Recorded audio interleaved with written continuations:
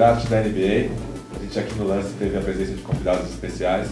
Aqui o Luiz Araújo do blog Triple Double, o Vitor Camargo do blog 2 Minute Warning e aqui o Danilo Silvestre e o Denis Botana do Bola Presa. Queria saber de vocês, começando aqui pelo Luiz, quem você acha que se deu melhor nesse draft? Qual time você acha que foi o maior vencedor? Bom, fugindo um pouco das coisas mais óbvias, eu gostei do draft do New York Knicks. Gostei da escolha que eles fizeram, da troca que eles conseguiram fazer, mandando o Tim Hardaway Jr. embora e pegando o Ryan Grant junto com a quarta escolha. E gostei do Miami Heat ter tido a sorte de escolher o Winslow, que é um ala que tem muita coisa evoluída durante a carreira dele na NBA, um cara que pode ter impacto nos dois lados da quadra. E acho que o Miami, com a 10ª escolha que teve, não sei se imaginava que teria a sorte de escolher alguém com tanto potencial. Você falou do Miami Heat, que eles nem chegaram a entrevistar o Winslow, porque tinham certeza que ele não ia sobrar na escolha número 10. E quando sobrou, foi um golpe, um achado, e faz deles um time que saiu como um grande vencedor do draft. Eu também ia destacar o Nuggets, que pegou o Emmanuel Mudiay. Eles estão tentando trocar o Ty Lawson, que é o armador deles atualmente, e eles estavam de um novo armador, e eles conseguiram um jogador que, na minha opinião, era um dos 5 melhores talentos desse draft. Então, não só eles já arrumam um substituto do Ty Lawson, como um excelente valor, e eles não esperavam ficar isso. Eu também dou um ponto aí pro Heat, que pegou o Justice Winslow, caiu no colo, foi tipo um baita de um achado. Ele lembra muito o André Iguodala, que foi MVP das finais, e tem tudo para ajudar o Heat agora. O Heat entrou nessa, assim, vendo quem é que sobrar na 10ª escolha, e acaba sendo com um cara que pode ajudar o time imediatamente, e deu muita sorte mesmo. Eu acho que, lógico, os vencedores mais óbvios são, por exemplo, o Minnesota, que ficou com 40 e tal. A gente sempre tenta buscar as outras respostas, mas é quem ganhou de verdade. É que ganhou uma loteria. Literalmente. Mas eu acho que o Philadelphia 76ers se deu bem com o Jahlil Okafor, porque, embora eles já tenham os pivôs e draftaram mais 5 pivôs, é bem esquisita a situação, mas eles estão buscando talento, eles querem juntar o máximo de jogadores talentosos para depois conseguir negociar, e acho que o Okafor vai valer muita coisa daqui a um tempo, e a gente vai lembrar desse draft como um draft que o Sixers conseguiu buscar bastante moedas de troca. E também é legal pensar nos vencedores que a gente não sabe que são vencedores, né? Porque toda a segunda rodada tem 2, 3 caras que surpreendem todo mundo, e a gente viu todo mundo ser escolhido e não sabe quem é, né? Então, você acompanha o draft, sabe que a história está sendo feita, mas não sabe como. Então é sempre bom pegar Summer League, as ligas de verão que acontecem em julho, e acompanhar essa galera da segunda rodada para ver quem se deu bem. Um outro time que se destacou, eu acho que vocês iam falar, mas ninguém falou, foi o Houston Rockets. Os jogadores que eles pegaram não eram necessariamente os jogadores que eles mais precisavam. O Sam Dekker é um ala e o Montrezl Harrell é um jogador de garrafão. Duas posições que eles estão razoavelmente bem servidos, eles são de um armador. Mas eles eram 2 valores muito bons na posição de onde eles foram pegos. O Sam Dekker acabou saindo na escolha na 18ª escolha, tinha gente que tinha ele saindo até no 8ª escolha, na 10ª escolha. 10, né? E pegar no número 18, independente da sua necessidade, é um grande valor. E o Houston, ele está no mesmo esquema do Sixers, né? O Sam Hinkie, que é o manager do Sixers, trabalhava no Houston, e eles têm essa teoria de pegar o cara bom, não pensando na posição certa. O Houston entrou no draft que precisava de um armador, especialmente um armador que fosse defensivo. Mas é um draft que não tinha muitos armadores. Então, se não chega aquele que você quer, pega um cara bom de outra posição, que foi o que o Houston fez, o Sam Dekker era muito bom. E depois, com a temporada em andamento, você procura uma troca, alguma coisa. Eu até acho que tinha um armador, que era o Tyus Jones, que era o que eles queriam, mas acho que eles viram o Sam Dekker, que era um cara tão bem cotado, provavelmente por eles também, tão valorizado, não dá pra eu não pegar esse... Pega o cara que você pega o melhor jogador. É o que ele tava falando do Okafor. É um ativo pro seu time, é uma coisa que tem valor e que é sua. Se você vai trocar depois, vale mais você pegar o Okafor do que você pegar o Mario Hezonja, o cara mais valor de troca. E eu acho que é nisso que o Rockets pensou também. Pega o melhor jogador e depois se preocupa em encaixar ele. Eu sempre lembro o draft de 2003, que o Miami precisava muito de um armador, e aí pegaram o Dwayne Wade. O Dwayne Wade não é bem um armador, né? Mas e aí?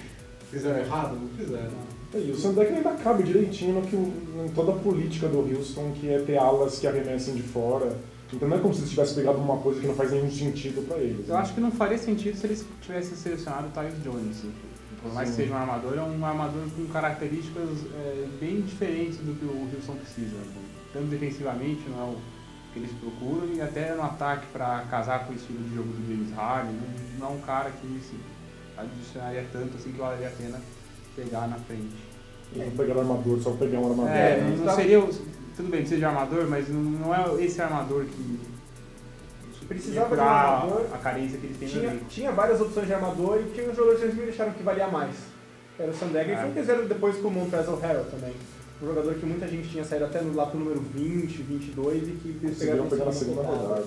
E outra história legal desse draft, você comentou do Knicks, que foi bem, eu também achei que foi. Mas o que o pessoal vai lembrar mesmo, que vai definir se esse draft foi bom ou ruim, é se o Porzingis, que foi a escolha 4 deles, vai ter sucesso ou não. E ele é o homem misterioso desse ano. Então vamos ver qual é do letão aí. Tem muita gente que fala dele jogando pra cima, o novo Dirk Nowitzki, com mistura de Pau Gasol, com Kevin Durant, Bargnani, que não sei o que. E tem gente que fala que ele pode ser o novo Yi Jianliang, o chinês que chegou com muito barulho no draft de 2007, falou que fez uns treinos na época particulares, era tratado como super estrela e não vingou na NBA. E a verdade é que não tem como saber a diferença. A gente não sabe. Não tem como saber, porque na época os treinos do Yi Jianliang foram fantásticos, ele era um jogador super técnico, rápido, versátil, atlético, e foi um desastre completo. Né? Uma coisa é você fazer isso no treino, né? Num lugar controlado, que você tem calma, você sabe que ninguém vai te marcar, você pode arrumar sua mecânica de movimento. Outra coisa é fazer isso em velocidade, sabendo que se você parar um segundo a mais, vai ter um cara no seu Tem a pressão lá do psicológico, que isso pode pesar também, ele vai jogar em Nova York. Uma torcida um pouco impaciente. A mídia bem que vaiou bastante, né, hoje. Vai manter a tradição da Já tinha falado que era a melhor organização da NBA, né? Tinha dado uma declaração dessa. Já mostra alguns problemas. Já mostra que não acompanha ninguém de perto, né? Mas o problema é que esse Knicks precisa vencer muito rápido, né? Eles têm esse plano de manter o Carmelo ali e conseguir vitórias. O Carmelo ele tá ficando velho, né? Se o Porzingis ficar bom daqui 5 anos... E é isso que torna essa escolha número 4 deles tão interessante, porque o Knicks é uma organização que a política deles é vencer imediatamente, aproveitar os últimos anos do auge do Carmelo Anthony para montar em torno dele um campeão. E na escolha número 4 eles não tinham nenhum jogador que fosse esse jogador para entrar e contribuir imediatamente, que fosse digno da escolha 4. Eles poderiam ir atrás desse jogador, mas eles estão deixando de pegar o melhor jogador disponível, o melhor valor disponível.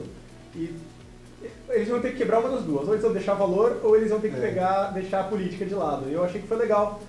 O Knicks fez a coisa certa indo atrás do Porzingis. Mas até por isso que a gente estava esperando uma troca, né? Todo mundo a estava troca esperando. não aconteceu. Tiveram algumas negociações durante o draft, mas nenhuma com grande nome. E nenhum envolvendo os primeiros selecionados. Mas pode ser que role, né? Ainda não aconteceu, pelo menos. O Knicks, a gente estava lendo aqui durante o draft, o Phil Jackson descartou trocar a quarta escolha, por mais que tenha falado bem do Porzingis depois da escolha. E o Lakers, né? O Lakers selecionou o armador, o D'Angelo Russell, acabou vencendo o Okafor. Eu não sei se eles vão permanecer com esse elenco. O próprio Okafor tem boatos de que pode ser trocado para o Celtics, queria muito o Okafor se ele caísse para a escolha número 3. Então, eu acho que se não teve uma troca até agora, não quer dizer que não vai ter depois. Acho até bem possível que tenha. Acho possível. Eu acho que o Knicks vai querer trocar o Porzingis justamente por não encaixar nessa política de resultados imediatos da equipe. E eles sabem que, pegando esse jogador, eles têm mais chance de trocar por coisa que eles querem. No mínimo, uma moeda de troca bem mais atraente, porque o Porzingis estava sendo muito falado no draft, muito. Um cara que cresceu nas projeções de uma forma absurda nessas últimas semanas. Então, deve ter muita gente interessada. Né?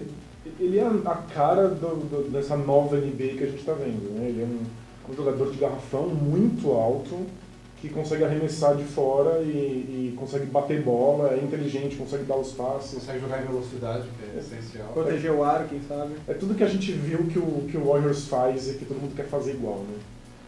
Mas vai saber se vai conseguir, né? E em relação às franquias que vocês acham que não foram bem, quem vocês acham que foram as decepções?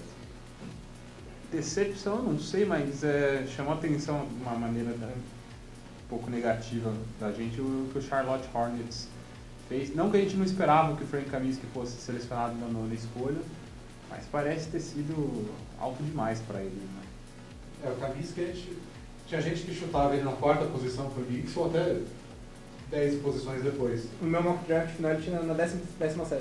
Então, ninguém sabia do Kaminsky, aí quando o Hornets começou a trocar muita gente, e começou a parecer que eles estavam abrindo espaço para o Kaminsky entrar.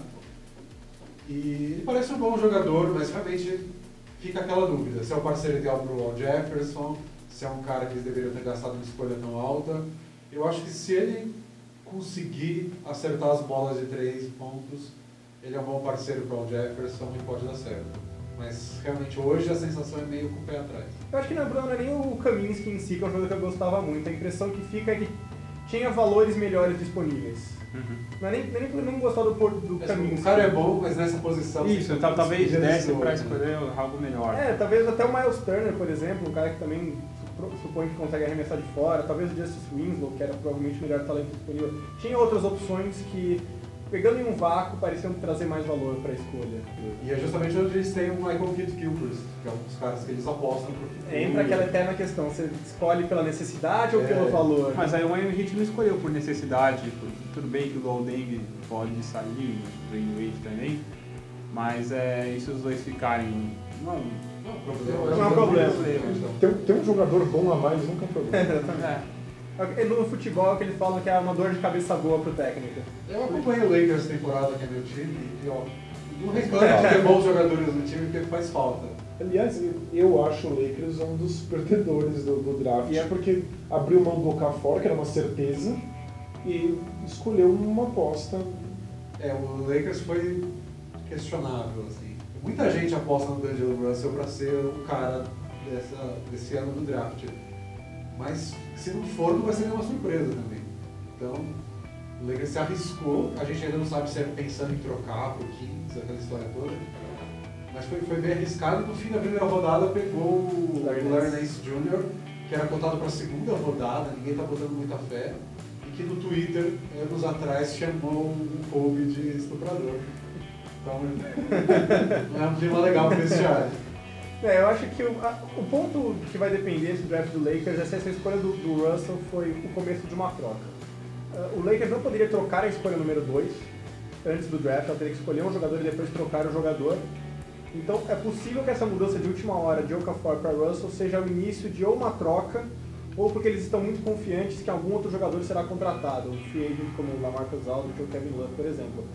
Mas eu acho que eu tô com o Danilo nessa, eu acho que você está trocando o melhor jogador disponível e a certeza maior, que era o Okafor, para pegar o D'Angelo Russell, supondo que seja por esse motivo, mas com base em uma possibilidade futura que você não sabe se vai se concretizar, e você jogou fora uma segunda escolha. Pode dar certo, por exemplo, chega o Kevin Love, chega o LaMarcus Aldridge, eles conseguem uma troca pelo Cousins, mas não quer dizer que porque deu certo depois foi a melhor decisão. Exatamente.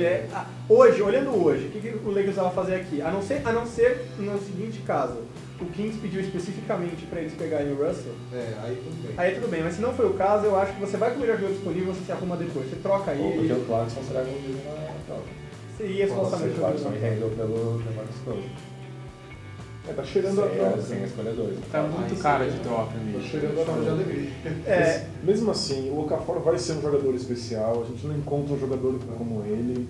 É muito arriscado abrir mão de uma coisa dessa. Você falou que o D'Angelo Russell é uma dúvida, né?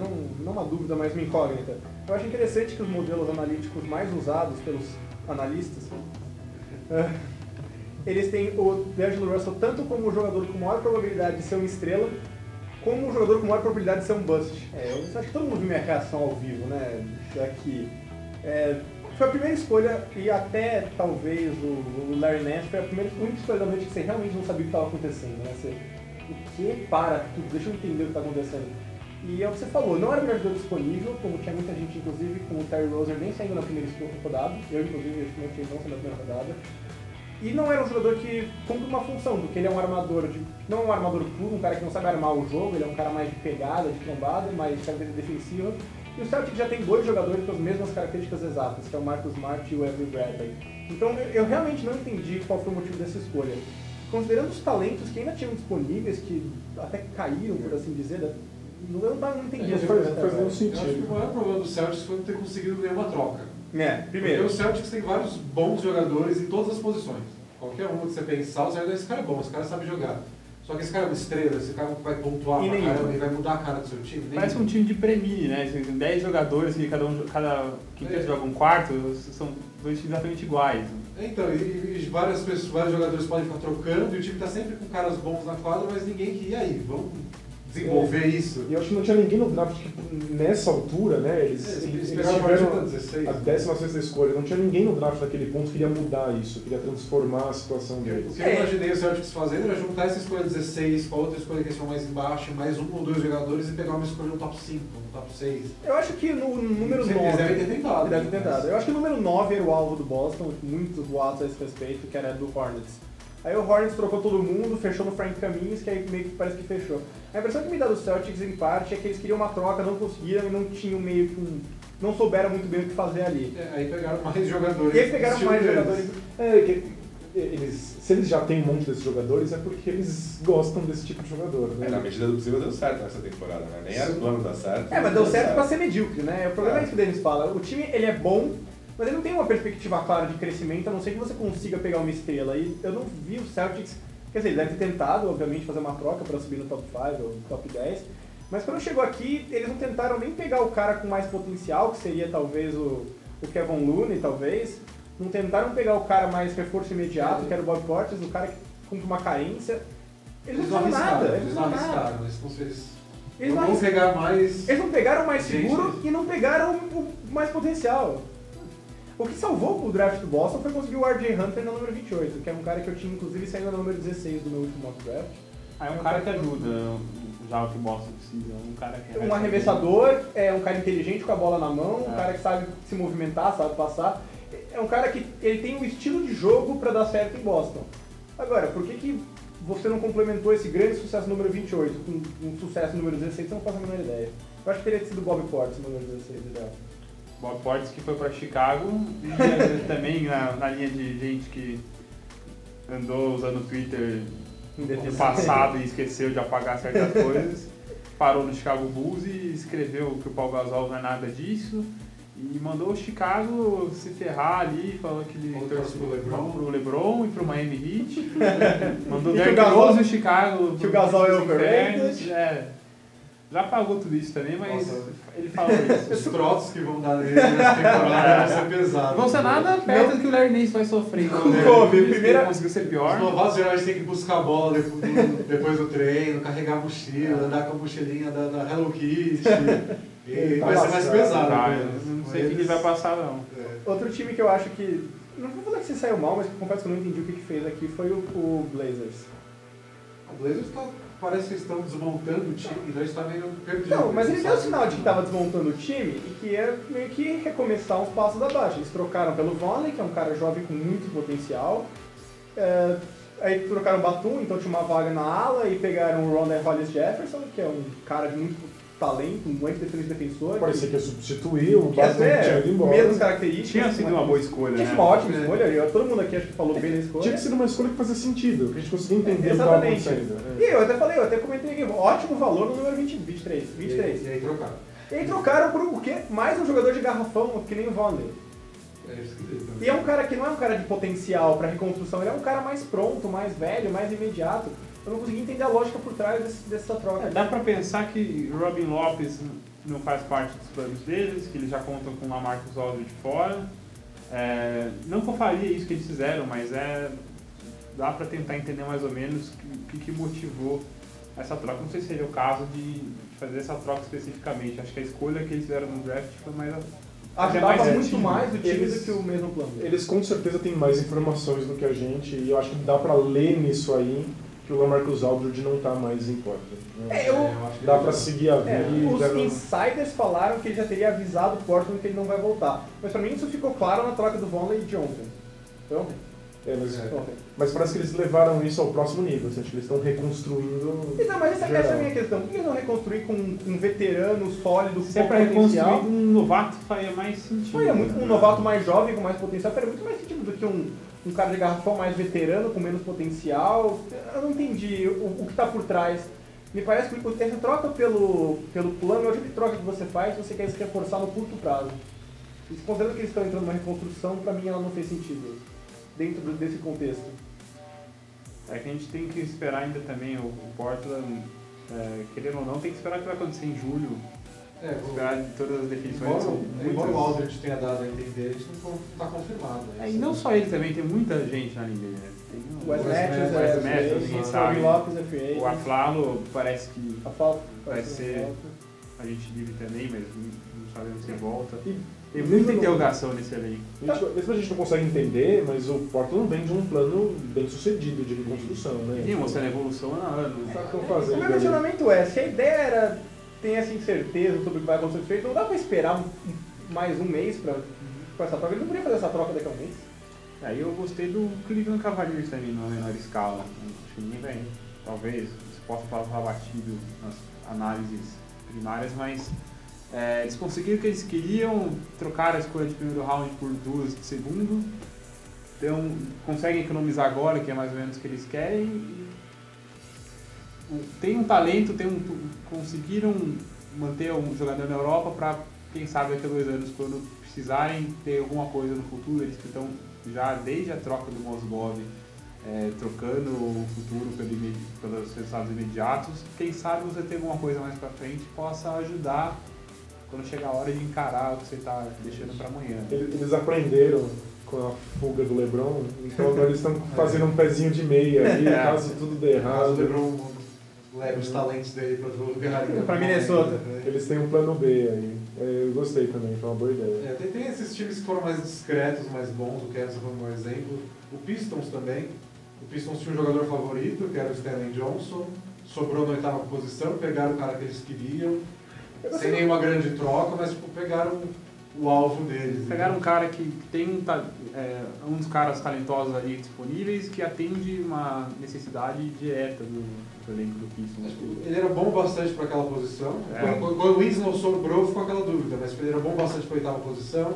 É uma posição que eles precisam. E encaixa melhor no esquema tático do Encaixa no time. esquema tático e já era o alvo deles, todo mundo sabia que era quem eles queriam. Tinham entrevistado, tinham feito todo o processo pré-draft, esperando aquele momento. Não importava quem sobrasse, eles iam pegar esse, era o que fazia mais Já sentido. foi um caso de sucesso, embora não seja nada que chame a atenção. É um cara que pode ajudar.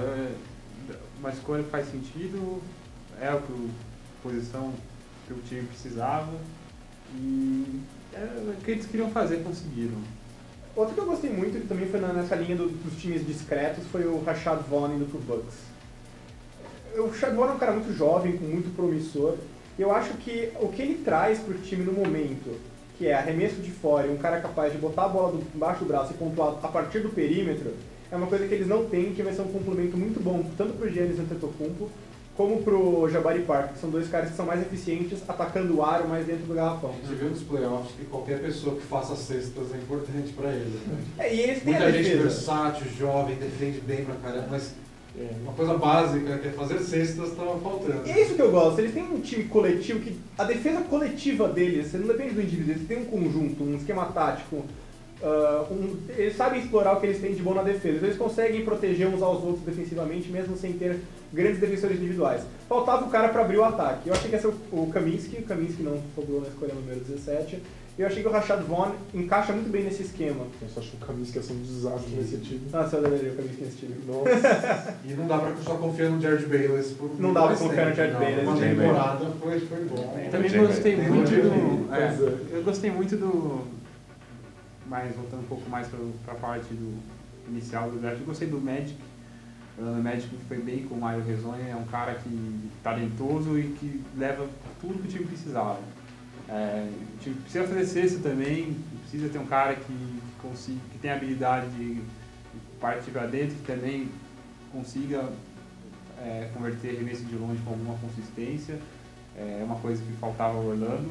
E o Sacramento Kings, escolhendo o Stein, acho que mais um motivo para a gente acreditar que uma troca tá no horizonte aí. Russell e Kallenstein encaixam muito bem no esquema tático do George Karl.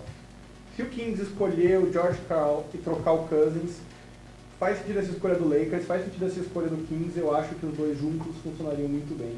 Fazer toda essa fantasia na se cabeça. For o caso. Se for o caso. Essa fantasia do Lakers, escolher o Russell para trocar pro Kings pelo Cousins, imaginar o Kallenstein pro Russell, faz sentido. O torcedor do Lakers está torcendo para essa troca, tem motivo para continuar sonhando com isso. Hoje esfriou um pouquinho, esfriou um pouco. Porque se essa troca estava tão encaminhada a ponto de todas as escolhas serem feitas para isso, por que essa troca não foi anunciada? Não foi anunciada. Então tem alguma coisa que não está funcionando, e alguma das partes não está cedendo. Ontem parecia muito claro que a troca estava meio que encaminhada, né? Falaram que já tinham discutido todo o framework da troca. Hoje, falaram que o Vivek ficou incomodado com as discussões e queria mudar. Falaram que eles iriam demitir o George Karl, depois o Cousins tweetou que agora a verdade veio à luz. Então, parece que esfriou, então ninguém sabe muito bem, essa é a verdade. Para quem se perdeu na história, o técnico do Kings, o George Karl, foi o único da franquia que disse que queria trocar ele. O manager do time, o dono do time, são todos, a gente ama o DeMarcus Cousins, a gente quer ele. Eles já demitiram um técnico que ele brigou com o Cousins antes, né? Dois. O Westphal e o Corbin também. Então, eles estão do lado do Cousins, aí o técnico fala que não queria treinar ele. E aí ficou um climão do tipo, e agora? Alguém vai ter que sair, né? Isso porque já tinha... E aí toda a NBA já chegou de abutre, assim, né? A gente pega o Cousins, não tem problema, né? Eu acho que faz muito sentido para os times da NBA quererem o Cousins, né? Claro. Super estrela, time ruim, insatisfeito, oferece. Mas não faz sentido para um time da NBA querer o George Karl. Exatamente. Então, já faz um tempo. É questão de prioridades, E né? o próprio camp do DeMarcus Cousins estava incomodado com a contratação do George Karl desde o começo. Então não é como se fosse do nada, imprevisível, ninguém esperava uma coisa dessa. Estava anunciado. Eu acho que o normal de acontecer, a diretoria do Kings ouviu as trocas e tudo mais e pensou, vamos acalmar, a gente já tem um jogador bom, não vamos trocar não, esse técnico tá louco, a gente conversa com ele, eu mando embora, dane-se, mas... É o que eu falei. Vamos fazer mais uma Então, loucura, depois de mantendo 10 anos Cousins. fazendo asneira. Mas mantendo o Kansas, eu não entendo a escolha deles. Por mais que eu goste do Stein. O Stein tá pronto. Sim. Para um time que parece que tem pretensão de vencer e não consegue, porque todo mundo é meio amador. Mas se ele era a melhor escolha tendo o Cousins. Eu acho que a melhor escolha eu acho que era o Mudiay, porque eu acho o Mudiay um jogador melhor do que o Stein. Eu acho que entra naquela coisa de escolher o melhor jogador e o melhor jogador também é o jogador que eles precisam. Mas eu discordo, eu acho que o Kallenstein e o Cousins podem jogar juntos. O Cousins já reclamou mais de uma vez que ele não gosta de jogar de pivô defensivamente, sabe? O cara que tem que controlar o garrafão. Ele às vezes gosta de jogar um pouco mais longe da cesta no ataque. Então eu acho que você pode usar o Stein para fazer aquele papel de ultra versátil, corre atrás do armador, troca no pick and roll, protege o ar. Até pela quantidade de tempo, de esforço que o Cousins gasta no ataque, você dá uma escondida nele. Esconde o Cousins, coloca o Stein pra fazer o trabalho sujo e no ataque deixa o Cousins lá. Ia ser uma dupla de garrafão mais ou menos como a do Grizzlies, assim. Eu acho que não soa mesmo como uma dupla perfeita, mas acho que dá pra funcionar. Não, sim, eu não acho que eles não podem funcionar juntos, não é isso. Mas eu acho que talvez uma outra escolha, por exemplo, o Winslow, faria mais sentido. Talvez teria um impacto um pouquinho maior. Pensando nos outros problemas do Kings, além desse, realmente o Winslow seria uma boa escolha. Eu acho que o Mudiay seria a minha escolha, mas eu acho que também tem um outro ponto que é o seguinte, se eles vão escolher pelo Cousins, eles têm que manter o Cousins feliz. Eu sei que parece besteira, mas faz sentido. E parece que é o que eles estão fazendo já há um bom tempo, já que eles mandam o técnico embora. Exatamente. Se o Cousins não quer jogar de pivô, coloca um cara pra não jogar o Cousins de pivô. Esse é o meu ponto. A última vez que eu vi uma história parecida foi quando o Bosch falou que não queria de jeito nenhum jogar de pivô no Raptors, e aí eles draftaram o Baby, e a gente sabe que fim deu. E aí o Bosch foi pra Miami jogar de pivô. Foi campeão jogando como pivô. Deu tudo errado. Eu gosto dessa escolha, eu teria escolhido o Mudiay, mas eu gosto dessa escolha. Eu acho que o problema do Kings é a essência do Kings. O Kings ele é o perdedor pelo que ele é, não pelo que ele faz. Então, é só pra gente lembrar que ficar tentando agradar a sua estrela, não é o todos os seus ideal. planos pela sua estrela, não parece um caminho saudável. É que eu acho que faz sentido a escolha, mesmo desconsiderando o interesse do Cousins. Eu não teria feito, mas... Eu acho o Stein um jogador mais pronto desse draft. Eu adoro o Stein, eu acho que é Eu acho que ele é do top 10, ele é o jogador que pode poderia ter ajudado qualquer time da NBA nos playoffs agora. E pode ser uma escolha meio de quando o Hornets, na época Bobcat, selecionou Michael Kidd Gilchrist. Eles falaram, talvez não seja mesmo o melhor jogador da posição, mas tipo, essa ética que ele tem, o jeito que ele trabalha, o jeito que ele defende, é o que a gente quer para nossa franquia. É a imagem que você quer passar. É a imagem que a gente quer passar. E deu certo. Eles vieram o melhor time segundo melhor defesa da liga. Então, talvez seja isso. Tipo, a gente quer que o Kings seja um time que defenda melhor. A gente quer um cara que mostre mais raça. Porque o Kings, quando começou a perder na última temporada, os caras voltavam andando pra defesa. Então, às vezes, pegaram um cara que não vai voltar andando pra defesa. O Kings, psicologicamente, o Kings é um time amador. É impressionante, velho. Eles não conseguem ficar num plano tático, eles ficam frustrados com qualquer coisinha. Talvez o Stein seja uma mudança. Esse é um cara meio desequilibrado, mas é desequilibrado naquele sentido do Tony Allen. Tipo, eu sou... First team all defense. Eu acho que vai ser bom pro Cousins jogar com alguém assim também. Até pelo que você falou, um faz trabalho no ataque, um faz na defesa e cria. Porque a defesa do Kings sofreu muito depois que saiu o Malone. Eu acho que é um cara pra, justamente como você falou, mudar essa identidade um pouco do time. Dá uns tapas na cabeça, vamos, defende. Mas fica no ar ainda, pode ser que o Cousins seja trocado. Então... Bom, pra terminar, queria que os nossos comentaristas aí falassem como a gente pode acompanhar eles durante a temporada. Bom, acessando www.tripledouble.com.br. Minha lista é grande. Vocês podem acompanhar a gente no Twitter, @tmwarning, nosso Facebook, tmwarning, blog 2-minute-warning.blogspot.com. E começando ano que vem, nós já começamos, mas ano que vem a gente vai fazer uma regularidade. Eu e um amigo meu lançamos um podcast novo sobre basquete, que chama HackerCast, que é para ser, a ideia é que ele seja semanal já a partir do ano que vem. Ainda não está no iTunes, vai estar, mas vocês já podem se preparar caso estejam procurando um podcast para o ano que vem. E nosso Bola Presa, bolapresa.com.br, a gente está também no Twitter, Facebook, a gente tem podcast. E hoje, especificamente, o blog está fora do ar, porque o servidor está complicando a gente. Mas se você entrar lá e tiver algum jacaré gigante, não faz nada. Amanhã, depois, já deve estar no ar de novo. Segue a gente lá no Facebook e a gente avisa tudo. Se não tiver, a gente processa. É tipo pudim.com, só com jacaré. Então. Exatamente. Valeu, pessoal. Um abraço. Obrigado, pessoal. Tchau, Até a próxima.